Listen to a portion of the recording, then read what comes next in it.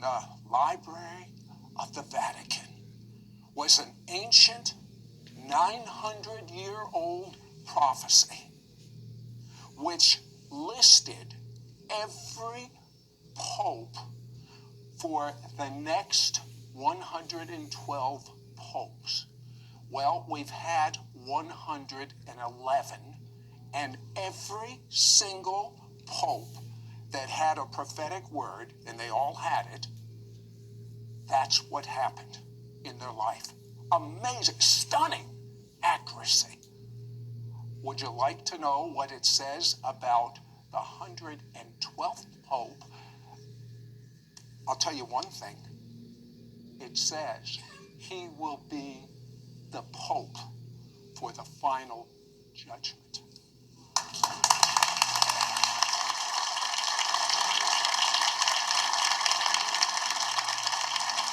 You know, Tom and Chris,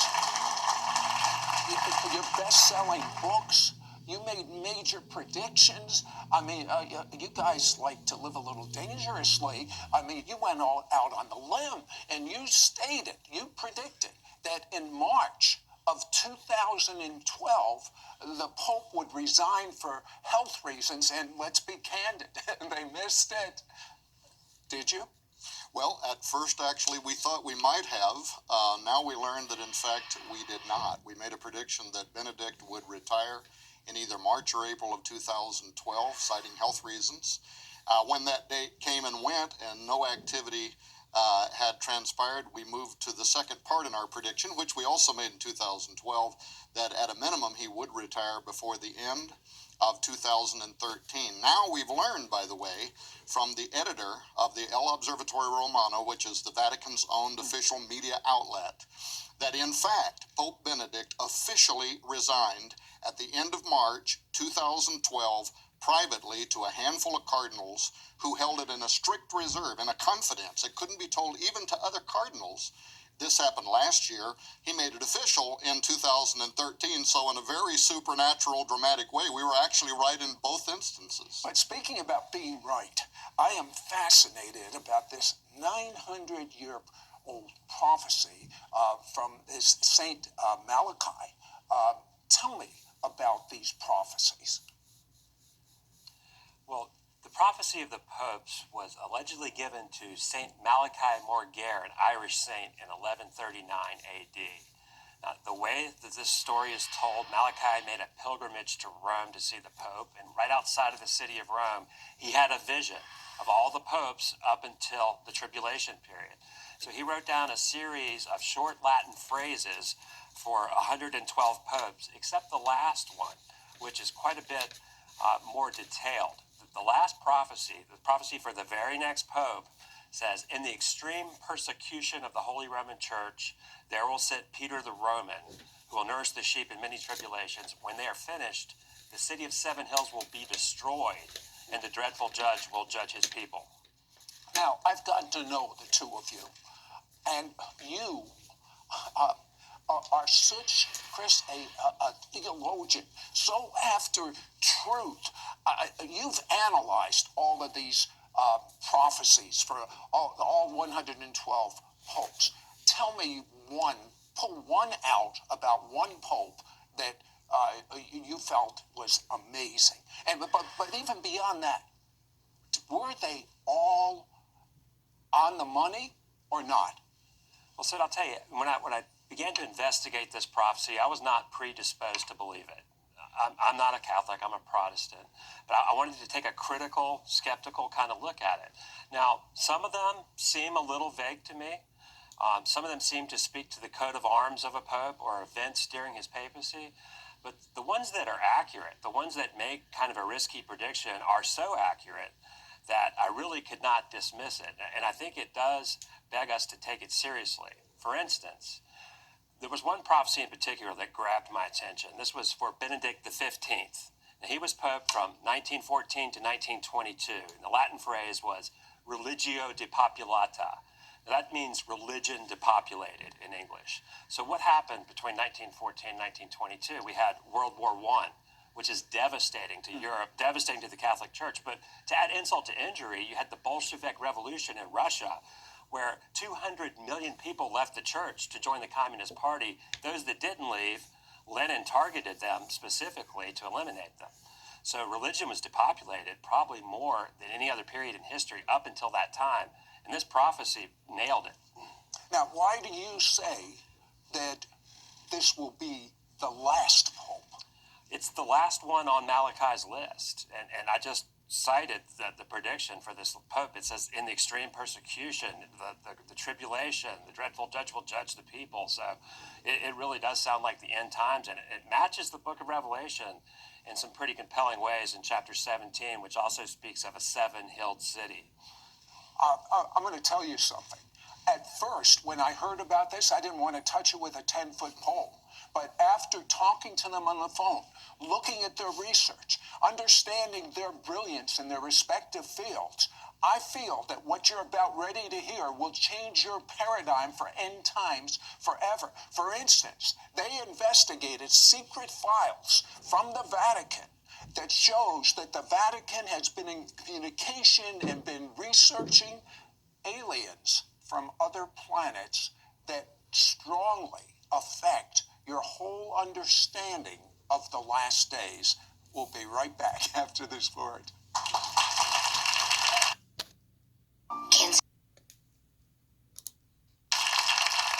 Could this new pope, Pope Francis of Italian descent, be the last pope that was predicted in a 900-year-old manuscript? And will he be the one to usher in a one-world New Age religion? More on It's Supernatural. We now return to It's Supernatural. You know, the Bible warns about great delusion because people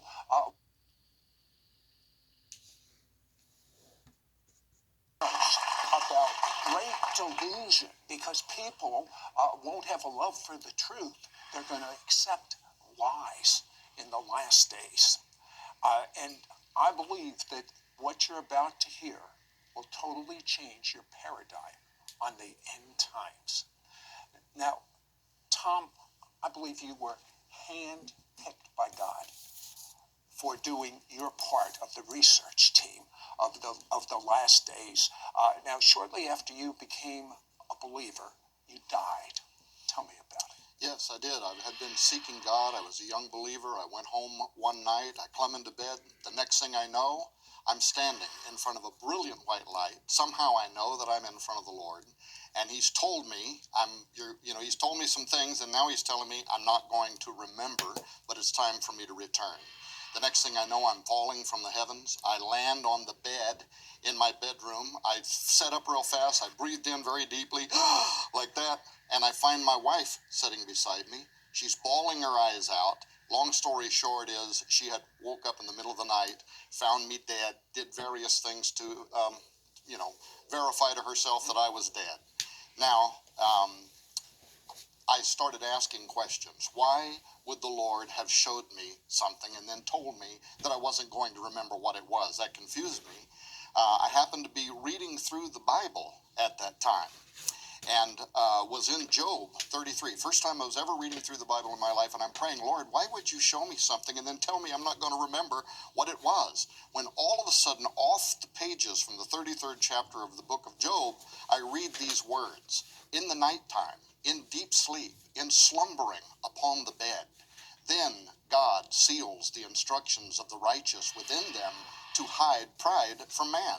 Now, Tom found, after 25 years of being an Assembly of God pastor, a family secret. Tell me about that. Yes, well, I actually remember the first event when I was a kid, waking up in the middle of the night, my sister screaming, terrified. We all go running to her room, and as a kid, Mom never would let me know what had happened that day. Years later, I discovered that that was the first night in which she began experiencing what many people in the secular world call alien abduction. She woke up, small, bulbous-headed, three little gray men standing next to her bed, speaking in a gibberish that she couldn't understand, and that when she screamed, they vaporized. They literally just disappeared as if they were more amorphous or shadowy, if you will, made out of smoke. They just disappeared. And that stayed with me once I knew that. Well, here I am, I'm a pastor, right? I'm 25 years a pastor. I pastored large churches, I have responsibilities in the community. Right. Nobody can I talk to about this, in the 70s. And then little by little, information began coming to me that ultimately made me conclude, Sid, that we were talking about a demonic phenomenon. Why? Well, first of all, because of the malevolent behavior, but more importantly, and this is really the crux of it, once we learned that by taking the name of Jesus Christ over these powers, we could stop the activity permanently. And from the day that my sister gave her life to the Lord, that activity stopped in its tracks, and that illustrated to this old preacher, we were talking here about demons, not aliens from another world. Okay, Chris, you are an evangelical. You're a theologian. You've been trained in these areas. You specialized in grad school on Catholic and Protestant reformers. And God really prepared you also for this project. Tell me about, because you have prophetic dreams, tell me about one. Well, Sid, I got radically saved, and I had been into a lot of this weird stuff in my past, and the Lord completely changed my thinking. And, as my values changed and I started to get into God's Word, He did give me a dream. He gave me a vision that He was going to use me to minister in areas that most Christians are afraid to talk about. And between the two of them, you can see why God put a perfect research team together. But now, the question that I have, what have you uncovered from records in the Vatican about aliens? I mean, it blows my mind that they're even researching such a subject as this. Well, the records in the Vatican go back centuries. Actually, I wrote 2 chapters of history concerning the Vatican's interest in extraterrestrials. They have a whole theology developed around what they call the principle of plenitude, meaning anything that God could do, He would do. So they consider the existence of aliens an inevitable consequence of God's omnipotence. Now, you've actually researched with Vatican astronomers. What did they tell you? Yeah, it's extraordinary. We even had the opportunity to go to Mount Graham in Arizona, which is where their Vatican Astronomical Technology Telescope, called that, where it's at, where the Vatican's astronomers study the deep space.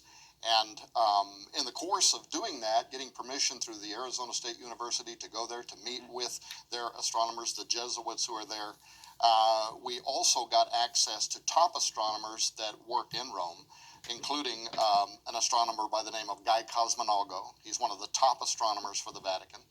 What was the major thing you got from that interview with him? Oh, well, 2 major things. One, he says without apology that very soon the nations of the world are going to look to the aliens for their salvation. Now, when you make a comment like that... Did you just hear what he said? Does that show you how fast things are moving and how we're really in the last of the last days? And then, of course, you want to get behind that, right? You want to find out where are they coming from. So he agreed to be interviewed 5 times from Rome. And then gave us documents which are not available to the public that outline what much of the inner thinking of the highest level theologians and astronomers at the Vatican believe now, including the idea that Jesus might be the son of a star child. Now, when we ask him what is a star child, right, they're talking about an alien intelligence from another world, and that the birth of Jesus Christ, the virgin birth, was in fact comparable to an abduction scenario in which these aliens used the Virgin Mary to create Jesus. And this is one of the ways in which they're combining the idea that we are soon to be visited by an alien savior from another world. Hold that thought. Wait till you find out about the Vatican astronomer saying he's operating with Project Lucifer.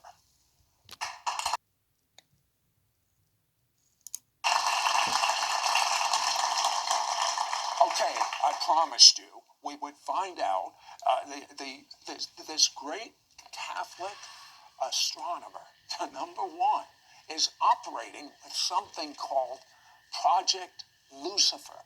What is that? Well, up on top of Mount Graham in Arizona, there's an observatory complex that consists of 3 very high-powered telescopes. One is the Vatican Advanced Technology Telescope. There's a radio telescope, and then there's one called the Large Binocular Telescope. This is the most powerful telescope in the world. In fact, they told us they can get better images of space than the Hubble Space Telescope can. Now, attached to this telescope is an infrared camera named Lucifer, which is really a kind of an odd name for a camera. And from the information that we gathered, this thing was named by the Max Planck Institute and some German astronomers. But the Vatican is part of this conglomerate up there, that they're all working together. Now, what this instrument's used for is astrobiology, for looking for exoplanets, looking for other worlds. And the infrared spectrum is also very useful for seeing things that can't be seen with the naked eye. And many UFO researchers have noted that you can see a lot of ships and entities that you normally can't see. Tell me about what the Vatican astronomers are telling you, or what others, experts, I mean, you had a research team.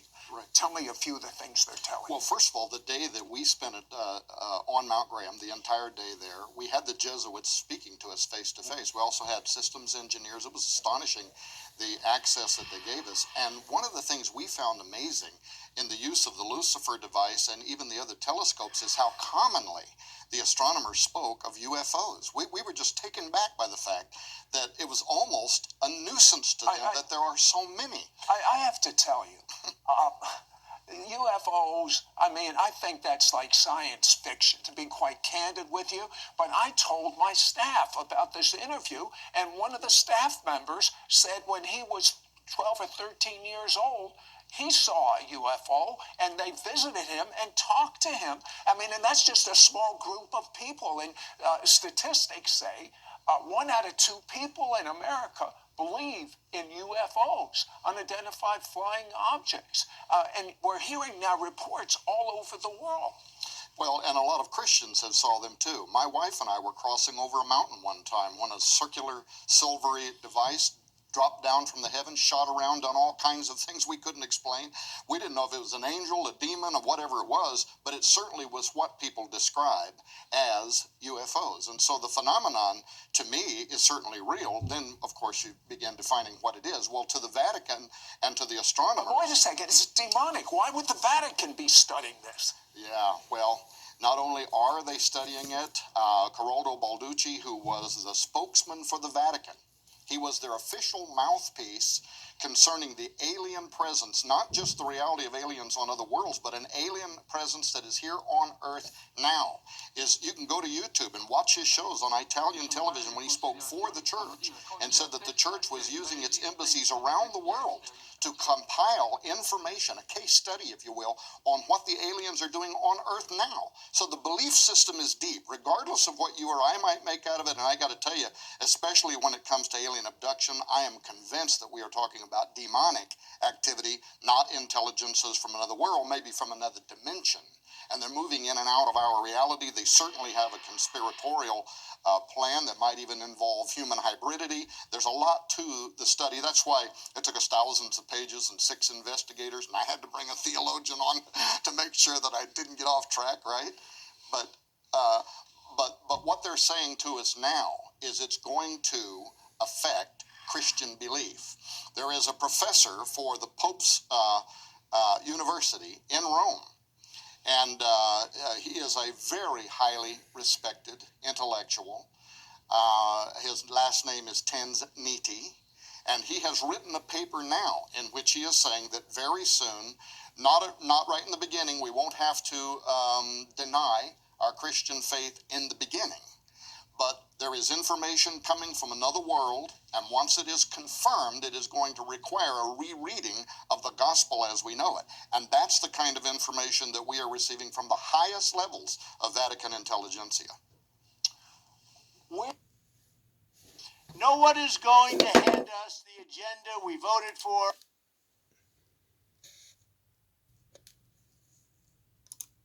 Last week, we found out about these amazing prophecies buried in the Vatican 900 years ago, what would happen to each pope all the way up to the last pope?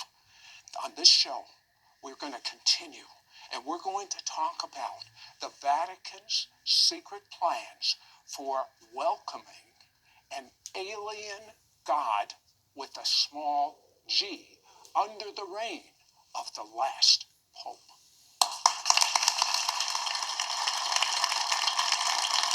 Well, last week we talked about the Saint Malachi. And Chris, I have to ask you, does the Pope know about these prophecies? Do the cardinals know about these prophecies? What do they think of them? Well, so there's actually a lot of evidence that they do take it very seriously. In fact, Pope Pius XII, who was the Pope during World War II, he actually produced a documentary film about himself, and the title of the film is the Malachi motto for his papacy, Angelic Shepherd. He actually titled the film after the Malachi prophecy's prediction for him. So he not only endorsed it, he claimed it. Okay, Tom, as just a short review, what, based on the prophecies out of the Vatican that were hidden for all these generations, are they anticipating with the final pope? Well, the idea among both Catholics and Protestant scholars is that he will be the final pope. He is the one who is going to be residing over the Vatican as it enters into the Great Tribulation period. And there's also the belief among even some of the Catholic mystics that he might be a false pope, an anti-pope, somebody who helps give rise to the Antichrist. Let me tell you something. Judaism, Christianity, and other religions have focused on the year 2012. You know, remember the Mayan prediction, the end of the world in 2012? So everyone's discounted all of that, but that's not exactly what the prediction said. What did it say? In the conferences where I spoke last year, I kept telling people, don't say it's the end of the world. That's not what the Maya said. That's not what the Aztecs said. That's not what the Cherokee Indians said, all of whose calendar rolled over at the end of 2012. What was it that they were saying? They were saying 2012 was the end of an era, and 2013 marks a new dispensation. Now, the Maya said some things that were very interesting. They said it would be marked by the emergence of two great male figures who would emerge upon the earth. They sound very much like they're talking about the false prophet and the Antichrist. They talked about their god Bolyon Yakteku, the spirit of it, coming up from out of the underworld. Now, what does this god do? He guards the bones and the seed of the giants that are in the underworld, and that spirit would begin to rise in the year 2013, giving birth even to a new form of humanity. You're talking about what I've read about and pondered so many times in the Bible. Maybe you've read this about the Nephilim, where the sons of God cohabited with the daughters of humans and produced great giants. That's what it sounds like. That's to me. exactly what I'm talking about. And furthermore, turn of the century preachers, including Jonathan Edwards, marked the year 2012 to 2016 as the date when the false prophet and the Antichrist would appear. Dozens of Protestant reformers marked these years hundreds of years ago. Not only that, and you appreciate this with your Jewish ministries, the Zohar, one of the most important books of Jewish Kabbalah ever written. It is accepted in traditional Judaism as coming from God. It's not all from God, I can tell you as a fact, but it's an interesting situation that it talks about. In a section of the Zohar called Signs Heralding Mashiach, the Coming of the Messiah, they marked the year 5773, which in the Jewish calendar began in September 2012 and comes through into this year 2013, and said that was the time. In fact, much of the prophecy sounds almost identical to the prophecy of the popes. It is a time that will lead to the destruction of Rome, and more importantly, they said, at that time Messiah will begin making himself known to the nations of the world. This 700 years ago prophesied that between 2012 to 2013, the emergence of the Messiah would appear on earth, almost an identical parallel to cultures around the world that for thousands of years saw these dates specifically as the time when the end times would begin. Speaking of end times, many of you are familiar with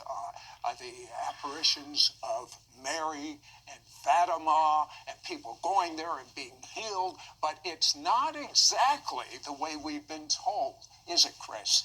No, it's not. What would happen if there was a massive UFO sighting? Well, what happened in Fatima, Portugal in 1917 was really just that, in my opinion.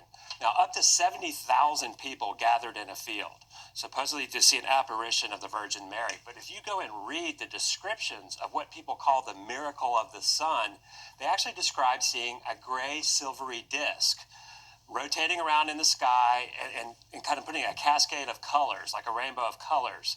And so it really, in 1917, no one had vocabulary of words like flying saucer. Right. But that's exactly what it sounds like they're describing to me. Yeah, I've always thought Mary just appeared in the sky. It really wasn't Mary at all. They're talking about a sphere or a silver disc. And that same flying saucer, let's call it for what it is, demonic. According to my notes here, in 1950, Pope Pius XII saw the same thing. Explain. Well, what's interesting about the Marian dogmas, and all these things that we don't see in the Bible, is that the theology has sort of escalated over time. Now, in 1950, Pope Pius saw a sphere over the Vatican gardens, the same sort of thing that you hear about at Fatima. Now, this sighting of this opaque sphere, flying saucer, UFO, inspired him to define a new doctrine that all Catholics have to believe, and that is that Mary ascended into heaven just like Jesus does in Acts chapter 1. Wait till you find their research of what the Vatican is ready to announce in reference to end time Bible prophecy and in reference to aliens coming to planet Earth.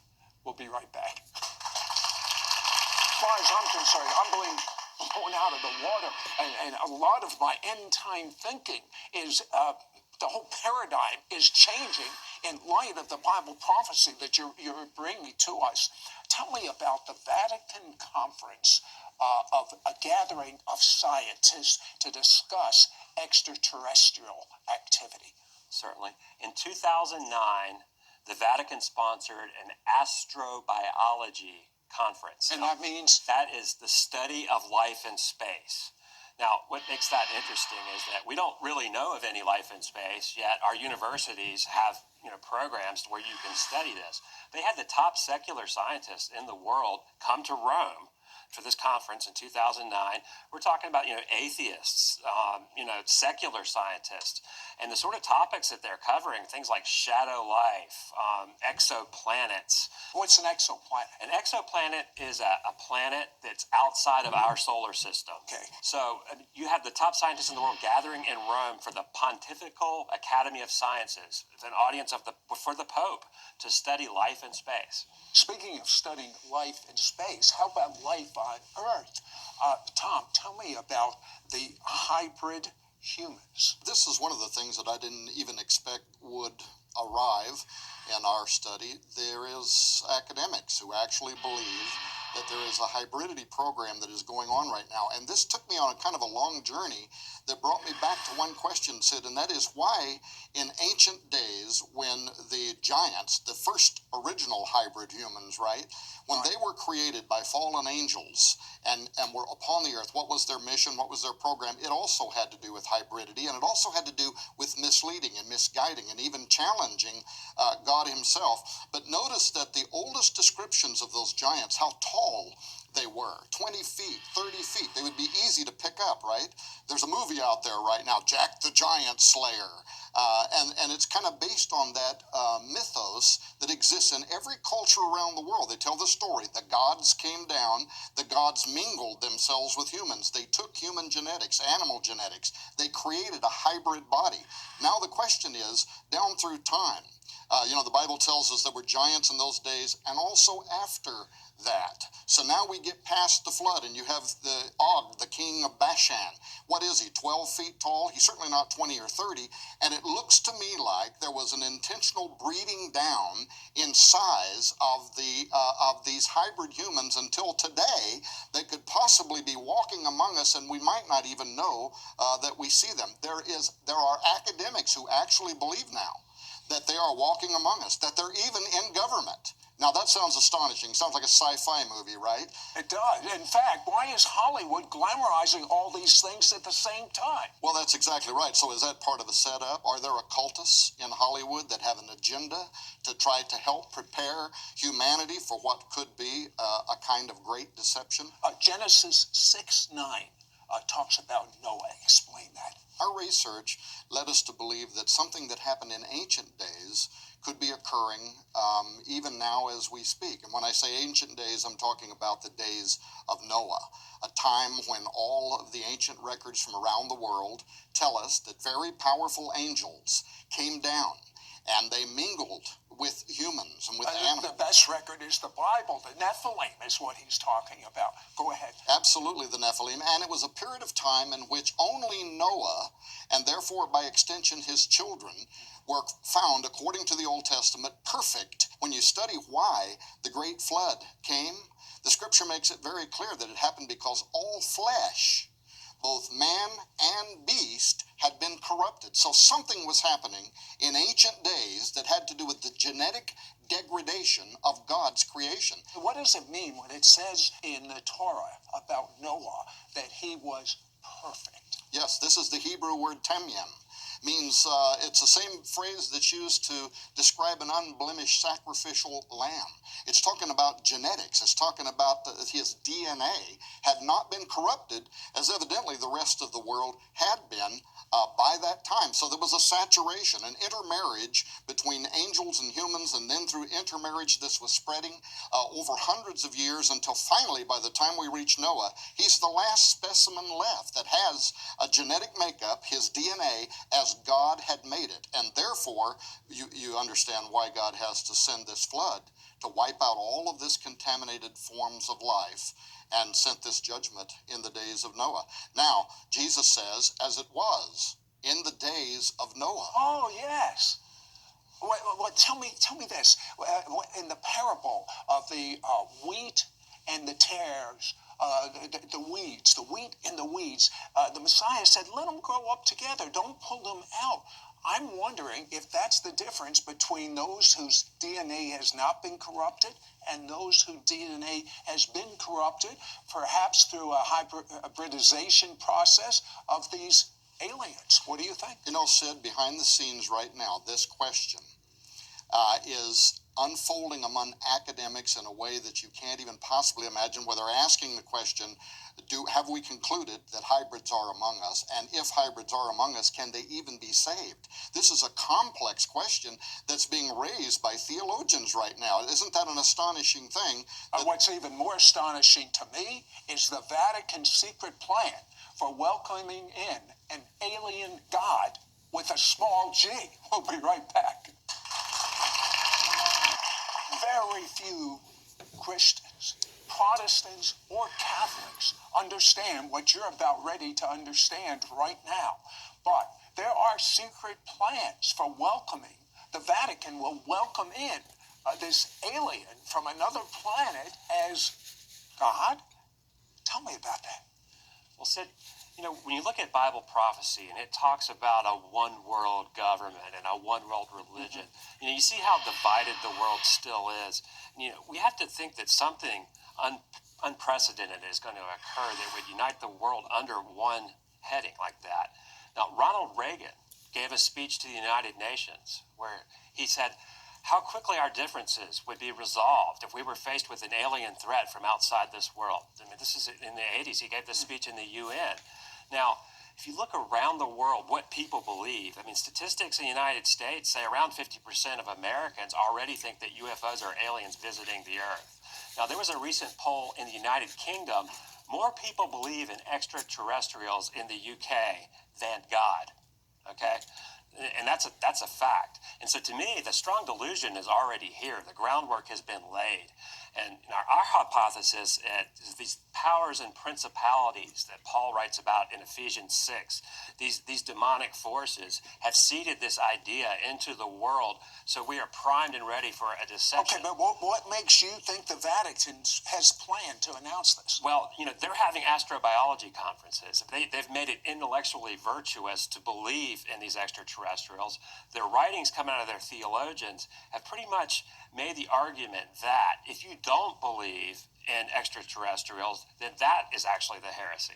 You talk about that the Vatican is going to reevaluate their position on basic Christianity. What do you mean by that? Well, their theologians have written that they think that these entities will be evangelizing us, that they think the chances are that they're not fallen and we are, so that we would have to modify our beliefs according to their revelation. So are they talking about setting up teams to evangelize humans and aliens? Is that what you're really talking about? Well, if you get on the internet right now, you'll find And baptize them? hundreds of articles from the Vatican astronomers talking about baptizing extraterrestrials. 100 years ago, our top wonderful theologians had predictions based on their study of Scripture. Tell me about Hawkins Pember that wrote about the days of Noah 100 years ago. George Hawkins Pember was writing in the 19th century, and he found parallels between what he saw in the days of Noah and his age. And, he pulled out 7 parallels, and there were things like the church marrying itself to the world. Well, and I went through his list and then compared it to where we are now. Now, everything that he saw in the 19th century has just, exponentially grown. I mean, if you look at like the church married to the world, now we have mainline denominations ordaining homosexual clergy and putting them up as their leadership. But they saw this 100 years ago. It was coming. He did, and the 7th thing on his list was actually the appearance of these entities, and he called them from the prince of the power of the air, which is what Paul calls Satan in Ephesians chapter 2. Now, the demonic realm in the New Testament worldview was the atmosphere above the earth. Now, tell me a couple other points that he saw. Well, Pember saw a vast population increase, for one. Now, our population has grown by leaps and bounds since something he couldn't even imagine. He saw a confusion of gender roles. He was talking about it in the 19th Does that century. sound familiar to you? It sounds familiar to me. I don't think he would even have any, inkling of how far that's gone now. I mean, now we have transsexuals, we have, homosexual marriages. What did he say about holiness? He saw that there was an emphasis on God being benevolent to the extent that they denied his holiness. Now, I think that we see this in this idea of pluralism, which is so popular in our culture, where all religions point to the same God. And this is a really acceptable notion in today's society. Like, to talk about hell or eternal punishment or the exclusivity of our Messiah, Yeshua, is the thing that most people don't tolerate. But you see, all these things the Bible says is black and white. They've got to be watered down for there to be a one-world religion, for people to welcome in an antichrist. I mean, what a setup. Even, one of the things that he prophesied that you just brought up is a lack of holiness, a lack in belief that there is a hell, a lack in belief that there's even a devil. And, some of these things are surfacing right now. Absolutely. I mean, I even quoted some of the Catholic theologians at Notre Dame who deny that Satan is a real personal power. I mean, they just see him as some sort of abstraction or metaphor for evil. I want you to tell me the strongest thing in all of your research, and you've done, both of you have done extensive research. I want each of you to tell me the strongest thing you found in your research. Well, as I'm listening right now to you and Chris talking, the strongest thing that's in my mind is what Vatican experts have told us. When Father Malachi Martin was asked, why do they have a presence on Mount Graham? And one of the things we haven't had time to talk about is Mount Graham is sacred to the Apache. It is a stargate through which they've, for centuries, have